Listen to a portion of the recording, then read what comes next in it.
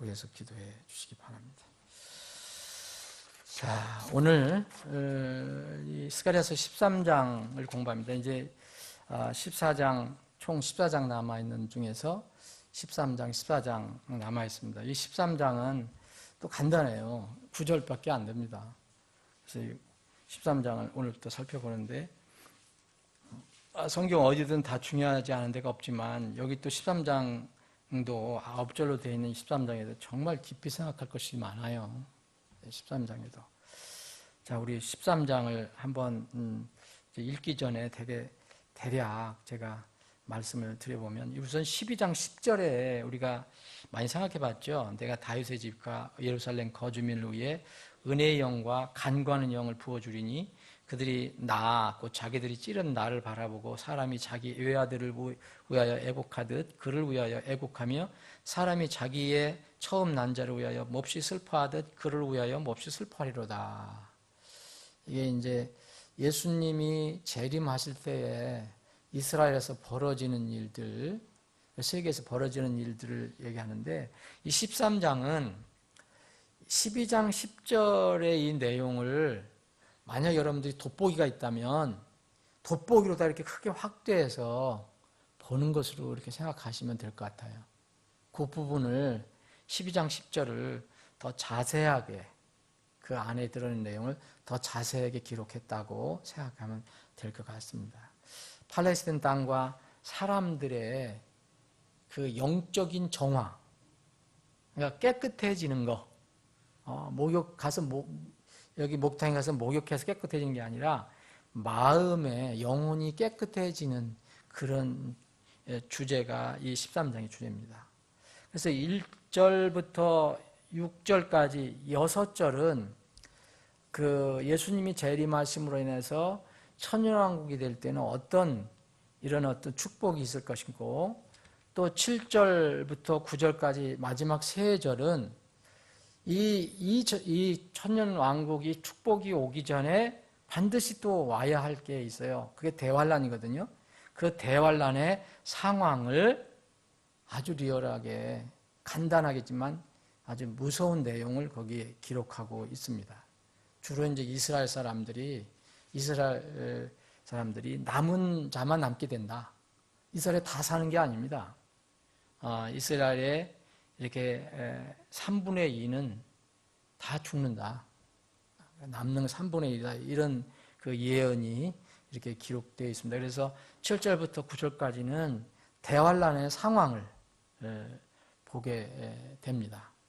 그래서 처음 1절부터 6절까지는 12장에서 우리가 쭉 본 거는 예수님이 이렇게 마지막 때에 이 세상 이방 연합군들이 이스라엘 칠 때 이스라엘을 도와서 어떻게 이들을 다 물리치고 그들에게 어떻게 또 회개를 하게 하시는가 이런 내용이 있었잖아요. 그래서 이 12장의 대연 내용과 아주 밀접하게 연결이 되는데 계속해서 연결이 되는 것입니다. 여기 샘이 열린다.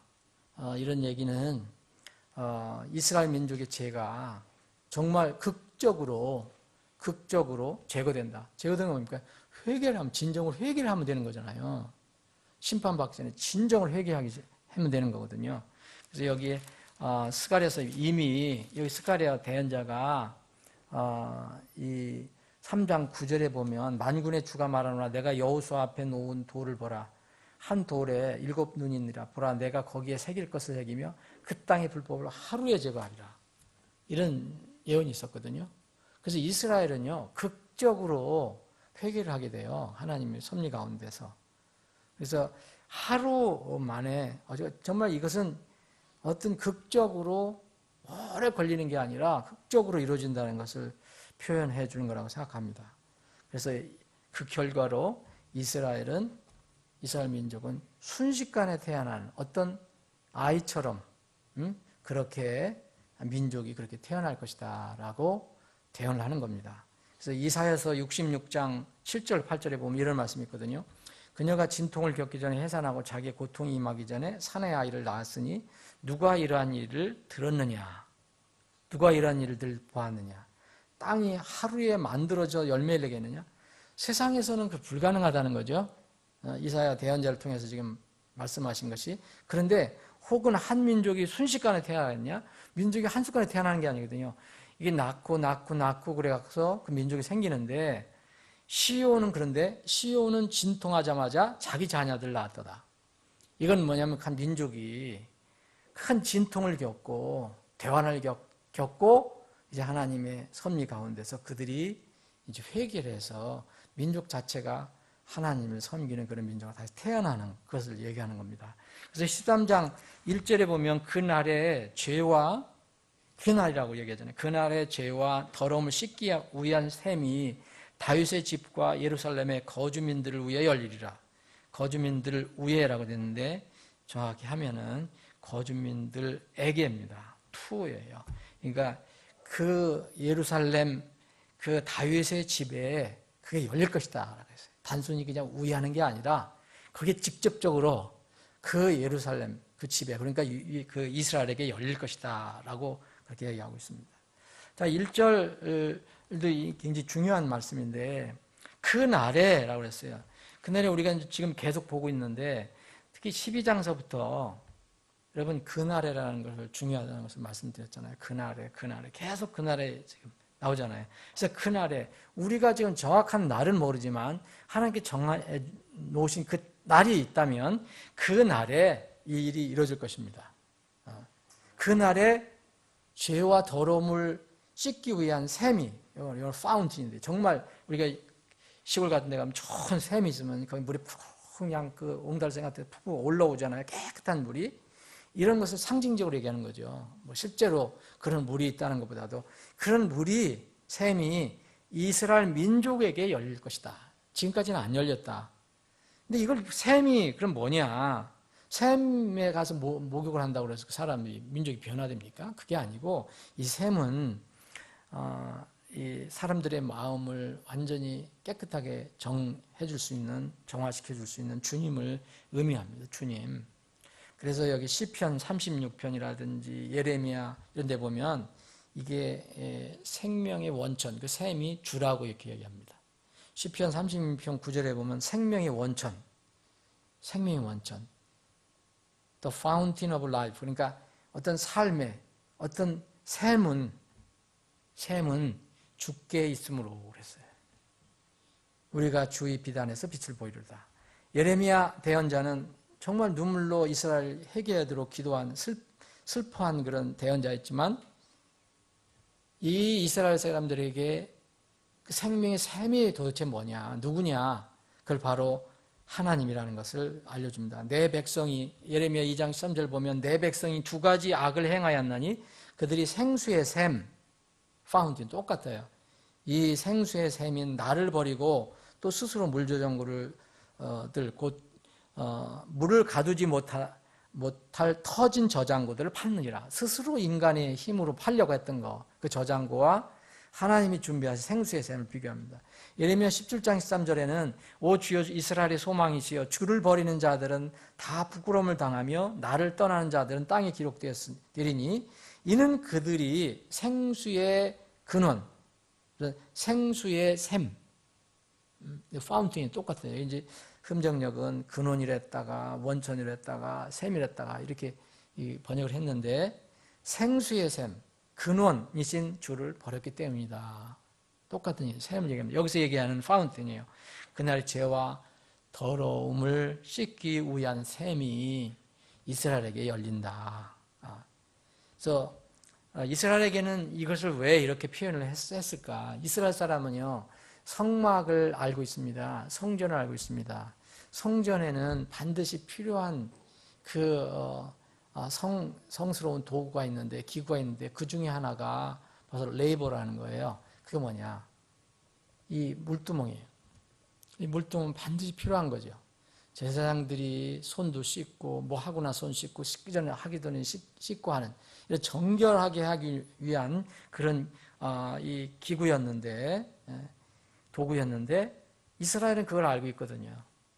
그래서 실제적으로 그런 어떤 그 기구를 보여주신다는 게 아니라 하나님께서 그들에게 이렇게 깨끗하게 해주는 셈이 되어주신다.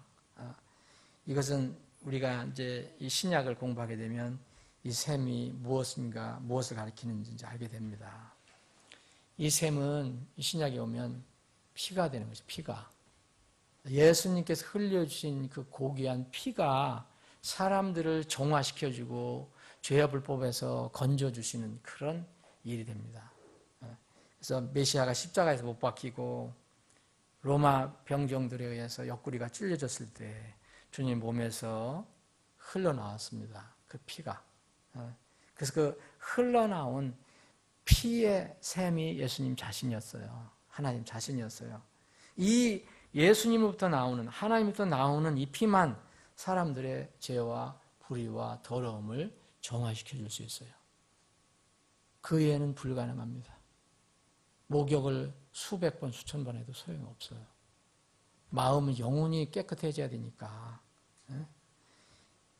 그래서 이스라엘은 이때 놀랍게도 모든 죄에서 깨끗하게 해주는 메시아의 놀라운 피의 효능을 체험하게 될 것이라는 거예요. 히브리서는 원래 1차 수신자가 이스라엘의 그 성막 제사, 피의 제사를 그 시스템을 알고 있는 유대인들에게 준 겁니다. 우리에게도 해당되지만. 그런데 그들은 끝까지 그런 형식적인 제사에만 매몰되어 있고, 그게 바로 예수님을 의미하라는 것을 모르고 예수님 오셔서 그것을 해결했다는 것을 몰라서 히브리 기자는 그걸 그렇게 길게 써놓은 거예요. 그래서 예수님이 진정한 제사장이다. 인간 제사장은 다 죽는다. 그 인간 제사장은 자기 자신을 위해서도 가서 그렇게 피로 제사를 드려야 한다. 그런데 한 완전한 대제사장은 자신의 몸을 단 한 번 아버지께 드려갖고 이 온 세상의 모든 죄를 정화시키는, 깨끗하게 하시는 그런 유일한 대제사장이 되셨다. 희생제물이 되셨다. 그게 바로 히브리서 아닙니까? 그래서 더 이상 이제 그분을 믿고 그분의 피를 믿으면 더 이상 헌물을 드릴 필요가 없다. 제사를 드릴 필요가 없다. 그렇게 얘기하는 것이 히브리서입니다. 그런 놀라운 체험을 그때 가서 할 거라는 거예요. 이미 우리는 갈보리 언덕에서 어린 양의 피가 흘려졌기 때문에 그 이후에 누구나 개인적으로 죄를 씻을 수 있는 길이 열려 있는 것입니다. 그래서 지금 누구든지 그분을 개인적으로 믿고 또 고백하면 구원을 받을 수 있어요. 그런데 참으로 하나님 섭리 가운데 이 민족적인 이스라엘은 독특한 민족이기 때문에 이 민족적으로 이스라엘은 어떤 때가 되어 이렇게 대안한 대로 이렇게 그리스도의 피의 샘이 그들에게 열려질 때가 있다는 거예요. 그래서 그때 씻겨지는 때가 있다. 그때가 언제겠습니까? 우리가 그 12장의 뒷부분에서 이제 살펴봤잖아요. 찌른 자를 본다. 예수님을 보고 자기들 통에 자복하는 거죠. 여러분 깨끗해지려면은 회개를 해야 되잖아요. 그래서 그 뒤에 부분 12장 뒷부분이 바로 모든 가족들이, 모든 다윗의 집이, 나단의 집이, 레위 집이, 시므의 집이, 그 또 아내들도 따로 하고 가족이 다 따로 하고 모든 가족들마다 그렇게 할 것이다. 그 남은 가족들이 그렇게 될 것이라는 것을 얘기해주고 있습니다. 여기에 2절에서는 만군의 주가 말하노라 그날에 내가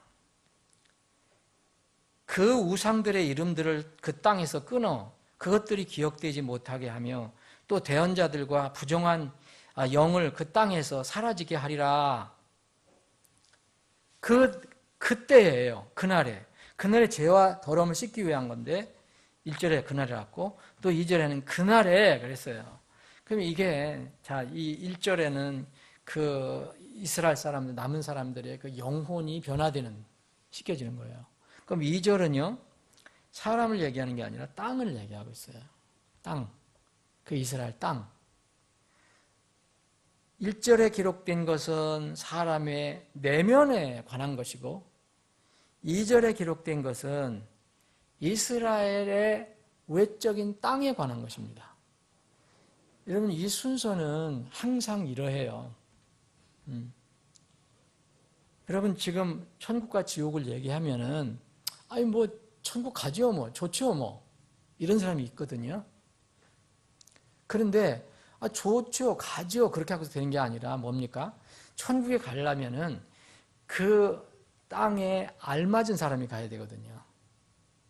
곧 이 정말 내가 회개하고 변화돼서 하나님의 자녀가 된 사람에게 그 땅이 필요한 것이지 그 땅이 다른 사람이 필요한 게 아니에요. 여러분 계시록의 마지막에 보면 그 땅에 그 아름다운 천국에 들어갈 사람들이 정해졌는데 21장 27절에 보면 뭐라 했어요? 더럽게 하는 건 못 들어간다 그랬잖아요. 그래서 뭐가 먼저 이루어지느냐 하면은 땅이 아니라 어떤 지역이 아니라 그 지역에 맞는 그런 사람들이 먼저 돼야 된다는 거예요. 그게 회개고 거듭남이에요. 그것이 바로 이 땅에서 이루어져야 되는 거예요. 이스라엘이 먼저 하나님께서 이스라엘의 아주 아름다운 그 옛날 에덴 동산과 같은 것으로 회복시켜 놓고 그 다음에 사람들을 설득하거나 그들에게 회개의 샘물을 열어주시는 게 아닙니다. 먼저 그들을 움직여 놓고 변화시켜 놓고 그들을 회개시켜 놓고 그 다음에 땅을 이렇게 만들어 주시는 거예요. 예수님이 오시기 전에 땅은 안 변합니다, 여러분. 땅이 이 천년왕국 같이 아름다운 땅으로 안 바뀌어요. 그 전에는 얼마나 무서운 일이 벌어집니까? 지진이 일어나고 온갖 이상한 천재지변이 일어나고 어떻게 거기서 살겠어요? 근데 그 상황에서 그 사람들이 회개하고 났을 때 그 회개한 사람들이 들어가는 것이 천년왕국이에요. 그래서 순서는 항상 마찬가지입니다, 여러분.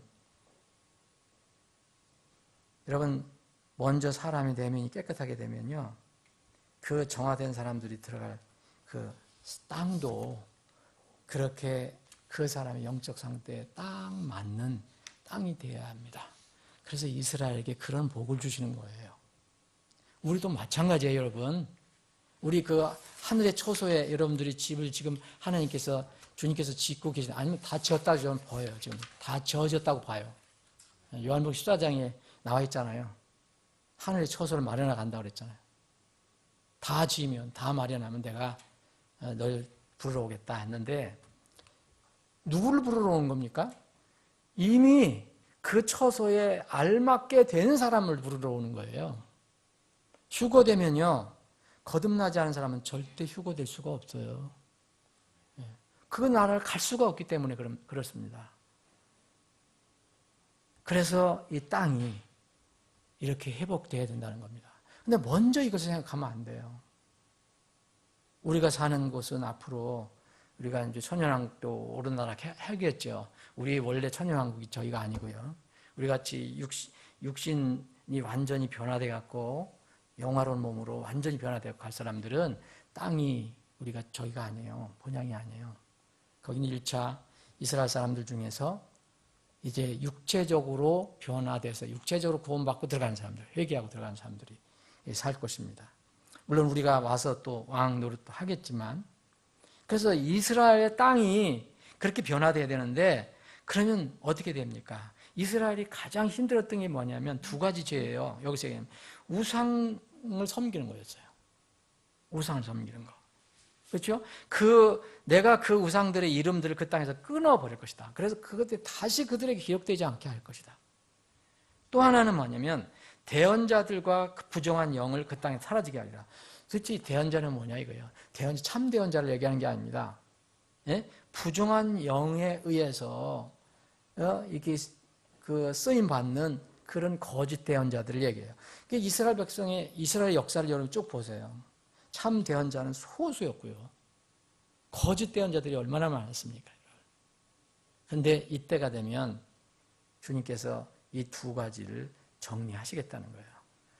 우상을 완전히 기억나지 못하게 할 것이고, 또 이 우상을 섬기도록 거짓 신을 섬기도록 부추겼던 거짓 대언자들을 깨끗이 정리하시겠다. 그래서 그 땅에서 사라지게 하리라 이거예요.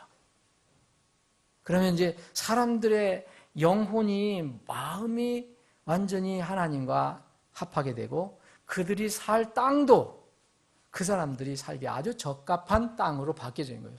여러분 마음이 이렇게 하나님을 사랑하는 마음으로 바뀌어졌어도 거기에 여전히 거짓 대언자들이 있고 부정한 영들이 설치면 얼마나 불편하겠습니까? 천년왕국에는 절대 그게 없어요. 마지막에만 이제 천년왕국 끝나고 나서 마지막으로 마귀가 풀려나요. 물론 육신은 여전히 천년왕국에 있지만 그걸 얘기합니다. 근데 이것이 반드시 일어난다는 거예요. 반드시 성취된다는 거예요. 지난주에도 말씀드린 것처럼 여기에 이 영어를 보시면 그것이 그날에 이루어질 것이다. 그게 나오잖아요. 근데 이게 이제 여기 빠졌어요. 그래서 이만 이렇게 정확한다면 끝에 보면 부정한 영을 그 땅에서 사라지게 하리라는 것이 그날에 이루어지리라 합니다. 이것은 반드시 이루어질 것이라는 거예요. 여러분. 우리가 이스라엘 사람은 아니지만 하나님께서 약속하신 것은 어떤 것이든지 이렇게 이루어질 거예요. 저는 그래서 하나도 추구도 의심 없습니다. 이스라엘이 지금 나중에 회복되면 그 땅이 정말 옛날 그 아름다운 그 에덴 동산처럼 바뀔 것이다. 그걸 반드시 이루어 주신다고 했으니까.